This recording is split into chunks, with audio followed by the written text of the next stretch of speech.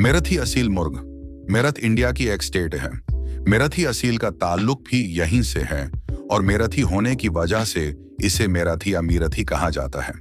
इस नस्ल में जावा के अलावा दूसरे रंगों के मुर्ग भी पाए जाते हैं, लेकिन मेरठी जावा बहुत मशहूर हैं। खास तौर पर दूधिया जावा बहुत पसंद किए जाते हैं।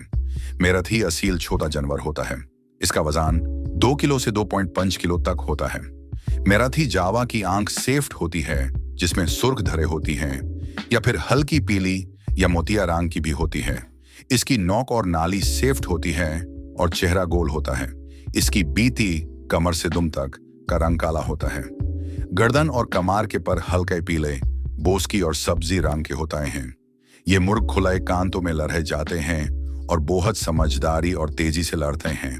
इनकी नालियां चकोरे होती हैं, बेल लंबी नहीं होती, गर्दन छोटी होती है और तज बढ़ा और अलग नजर आता है। चोंच छोटी और मोटी होती है। कुछ मुर्गों के कानों में हल्की सफेदी भी होती है। मेरठ के दुधिया जावा बहुत मशहूर हैं। इनकी पेटी काली होती है और गर्दन और कमर के पर सेफ्ट। इसका अपना एक यूनिक स्टाइल होता है।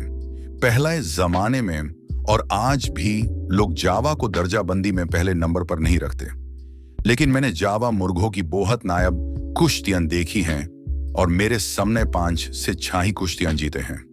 अमरोहा के साथ क्रॉस करने से इनका रिजल्ट बहुत बेहतर आया है। खालिस मेरठी असील की खासूसियत, आंख गोल और अंदर को धंसी होती है। जिस्म गोल पर दुम के घटाए से नीचे की तरफ होते हैं। तज थोड़ा बड़ा और यूनिक होता है।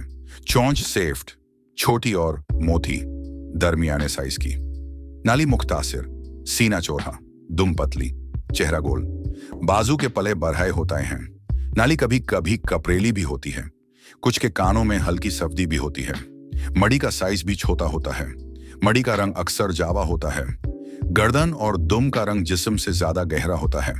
अक्सर बाचाए दोहिया जावा निकालते हैं, पर गर्दन और दुम का रंग काला भी होता है। इसका ज्यादा रंग सेफ्ट या बहुत हल्का गंदुमी होता है।